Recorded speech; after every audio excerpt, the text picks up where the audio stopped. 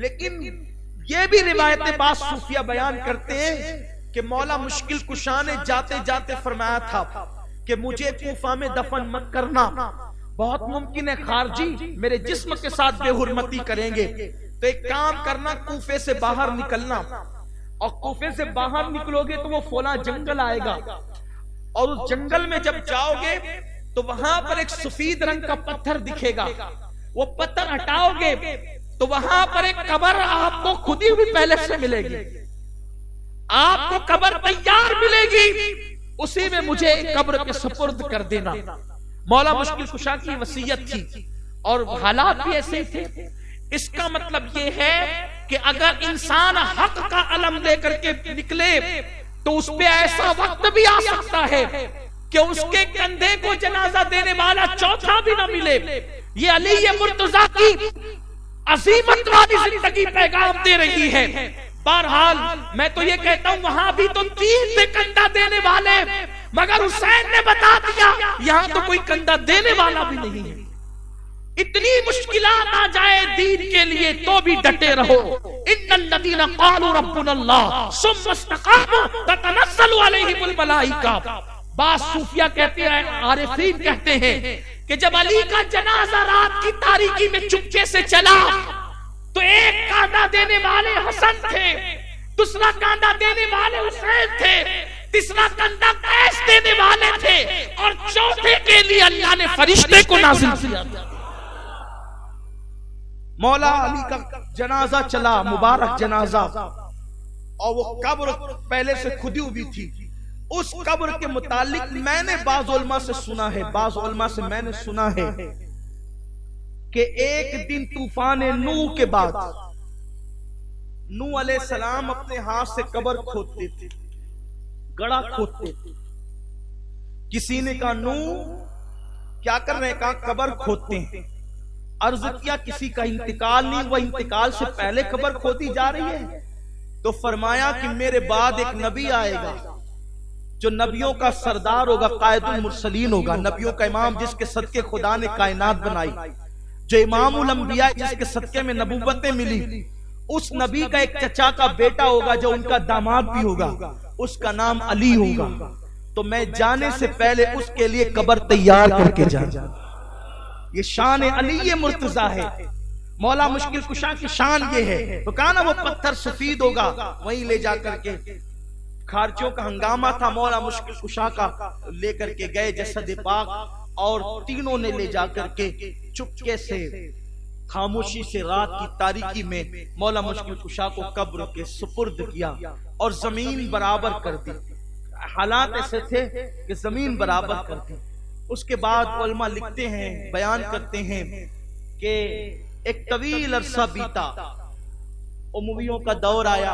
امویوں کے دور میں تو اور بھیانک وقت تھا، یزید کا جو دور تھا، اس دور پاک میں جمعہ کے منبر پہ خطبے میں مولا علی کو گالیاں دی جاتی، منبر پہ چڑھ کر مولا مشکل کشا کو گالیاں دی جاتی تھی۔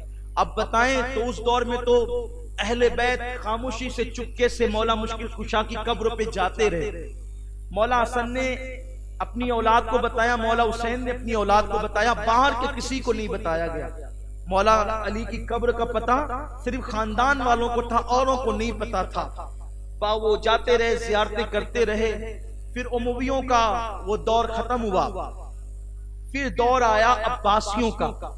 حضرت عباس ابن عبد المطلب، حضرت عباس کے بیٹے عبداللہ، ان کی اولاد خلیفے بنے، وہی مامون رشید، ہارون رشید، منصور وغیرہ۔ ان میں سے بھی کچھ لوگوں کو دشمنی تھی مولا مشکل کشا کی اولاد سے، لیکن بعض لوگ چاہنے والے بھی تھے۔ انہی میں ایک شخص تھا، کچھ نیک تھا وہ بادشاہوں میں، اس کا نام ہارون رشید تھا۔ ہارون رشید کو شکار کا بڑا شوق تھا۔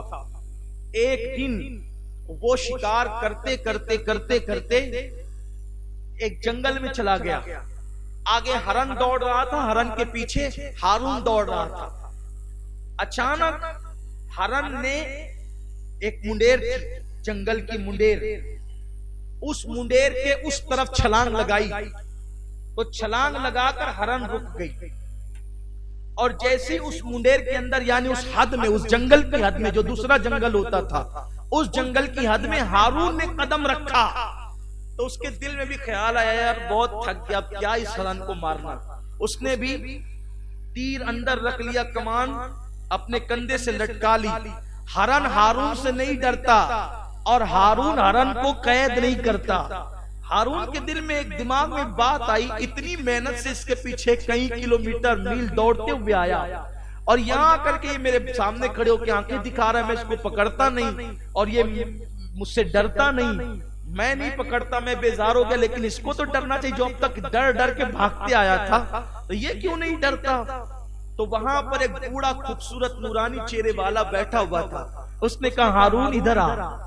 ہارون چونک گیا، اس کو میں نے کبھی نہیں دیکھا، اس نے مجھے کبھی نہیں دیکھا، یہ مجھے کیسے جانتا ہے؟ نام سے کہا بابا آپ مجھے کیسے جانتے ہیں؟ فرمایا تو پریشان کیوں ہے؟ یہ ہرن تجھ سے نہیں ڈرتا، تو ہرن سے کو نہیں پکڑتا، معمہ کیا ہے تو یہ جاننا چاہتا ہے؟ اس نے کہا ہاں بات تو میرے دل کی آپ بتاتے ہیں۔ تو فرمایا یہاں مولا علی کا مزار ہے، اس جنگل میں مولا علی کا مزار ہے اور اس مزار کی برکت ہے کہ یہاں آ کے ہرن بھی شیر ہو جاتا ہے۔ شیر خدا کے مزار پہ آ کے ہرن بھی شیر ہو جاتا ہے، وہ ڈرتا نہیں ہے شکاری سے اور شکاری شکار نہیں کر پاتا، یہ مولا کی کرامت ہے، یہ اس علاقے کی برکت ہے۔ تو ہارون کو تجسس ہوا کیونکہ مولا مشکل کشا سے اس کا خاندانی رشتہ بھی تھا نا، وہ حضرت عباس کی اولاد میں سے تھا، تو گویا کہ عبد المطلب کی اولاد میں سے وہ تھا اور مولا مشکل کشا بھی تو عبد المطلب کے پوتے تھے۔ تو ہارون نے کہا کہ وہ مزار کی آپ نشاندہی کر سکتے ہیں؟ کہا کیونکہ وہ خود سے دل کی باتیں بتا چکے تھے تو ہارون کو ایک اعتماد سا ہو چلا تھا، تو کہا نشاندہی کر دیں گے، لیکن اس کے لیے اتنے اونٹ ذبح کر کے غریبوں میں تقسیم کرنا ہوگا تب ہم نشاندہی کریں گے۔ تو پھر اس بزرگ نے نشاندہی کی اور جب وہ جانے لگے تو ہارون نے پوچھا بزرگ لوگ مجھ سے پوچھیں گے کہ یہ مولا کی مزار ہے، اس کی دلیل کیا ہے؟ آپ نام تو بتا دیں تاکہ میں لوگوں کو ثبوت پیش کروں کہ نام آپ کا کیا ہے۔ تو آپ نے فرمایا کہ مجھے ابو العباس خضر کہتے ہیں، میں خضر ہوں اور میں علی کے مزار کی زیارت کے لیے آیا ہوں۔ تب سے وہ مزار پھر بنائی گئی۔ میں جب پہنچا مولا کے مزار پر تو میرے ذہن میں ایک بات تھی، تقریر کر وہاں بھی میں نے تقریر کی، تقریر کرتے ہوئے گئے تھے تو وہاں لوگوں کو میں نے یہ سارے واقعات بتائے تھے، بس میں تقریر کر رہا تھا۔ تو پھر جب جو کہ پہلی بار جب ہم نے دیکھا تو میں نے سوچا علی تیری عظمتوں کو سلام، تجھے کتنا دبایا گیا کہ تیرے جنازے میں کوئی نہ آئے، تیرے جنازے پر آنے کے لیے تو روک لگائی گئی، لیکن خدا نے تیرا در کیسے آباد کیا، گنبد سونے کا، چوکھٹ سونے کی، دروازے سونے کے، پورا مزار سونے کا۔ اور اللہ کی قسم اللہ کے گھر میں کہتا ہوں جب میں گیا تھا محرم کا مہینہ نہیں تھا، رمضان کا مہینہ نہیں تھا، 11ویں شریف کا مہینہ تھا، یعنی مولا علی کے مزار پہ آف سیزن تھا، مگر پھر بھی 2 رکعت پڑھنے کو جگہ نہیں تھی۔ تقریباً گھنٹہ 1.5 گھنٹہ میں کھڑا رہا وہاں مولا کے مزار پر، مولا سے عرض و معروض کرتے ہوئے جو مجھے کہنا تھا، لیکن میں نے دیکھا مجھ سے پہلے بھی لوگ کھڑے تھے اور میرے بعد بھی لوگ کھڑے تھے اور گھنٹوں لوگ کھڑے تھے، بیٹھنے والے بیٹھے تھے، تلاوت کے لیے بھی جگہ نہ تھی۔ اور وہ دن کون سے دن تھے؟ ابھی جنگ ختم ہونے کو صرف 2 سال یا پہلا سال تھا۔ تو حیرت ہوئی کہ جو اہل حق ہوتے ہیں، انسان مشک پہ پیرا بٹھا سکتا ہے، اس کی خوشبو پہ پیرا نہیں بٹھا سکتا۔ علی مرتضیٰ کے جنازے میں نہیں جانے دیا گیا کوفہ والوں کو، پوری دنیا کے لوگ پہنچ رہے ہیں مزار علی مرتضیٰ پہ، اور کوئی پہنچے نہ پہنچے مولا کی شان یہ ہے، مولا وہی بیٹھے بیٹھے سب کو نواز رہے ہیں۔ یہ کیا کم ہے؟ آپ سے پوچھتا ہوں، آج سے پہلے بھی نشستیں ہوئی ہے، آج سے پہلے بھی نشستیں ہوئی، صرف مولا کے نام پہ 7 سمندر بعد جب اتنا بڑا مجمع جمع ہو جاتا ہے، صرف نام کی یہ تاثیر ہے، ذات کی تاثیر کا عالم کیا ہے۔ اور وہ بھی رمضان المبارک کا مہینہ ہے، لوگ تراویح پڑھ کے تھک جاتے ہیں، پھر کھانا کھانا چاہتے ہیں، جنہیں تھکے ہوئے لوگ ہیں، اس کے باوجود بھی لوگ پورے شوق سے بیٹھتے ہیں، زندہ دلی کے ساتھ بیٹھتے ہیں۔ اس سے پتا چلا ذات علی کو کون سمجھ پائے گا؟ میں تو یہ کہتا ہوں ارے کوئی علی کے کلندر کو نہیں سمجھ سکتا تو کوئی علی کو کیا سمجھ سکتا ہے؟ علی گھر والوں کو کوئی نہیں سمجھ سکتا تو علی کو کیا سمجھ سکتا ہے؟ کبھی زنجیر ہلتی ہے، کبھی در کانپ جاتا ہے، کبھی دیوار ہلتی ہے، کبھی در کانپ جاتا ہے، علی کا نام سن کر اب بھی خیبر کانپ جاتا ہے۔ مولا مشکل کشا کی شان یہ ہے۔ بس آپ سے کہنا اتنا ہے، اگر اپنا اور اپنی اولاد کا ایمان محفوظ رکھنا ہے، اپنا اور اپنی اولاد کا ایمان محفوظ رکھنا ہے تو علی اور علی کی اہل بیت، نبی کی اہل بیت کا دامن پکڑے رہیں، مگر ساتھ ہی صحابہ کی توہین نہ کریں، صحابہ کی محبت کے ساتھ اہل بیت کا دامن پکڑیں۔ انشاءاللہ یہاں بھی کام، زندہ رہو گے تو جسم مہکے گا، مرو گے تو کفن مہکے گا۔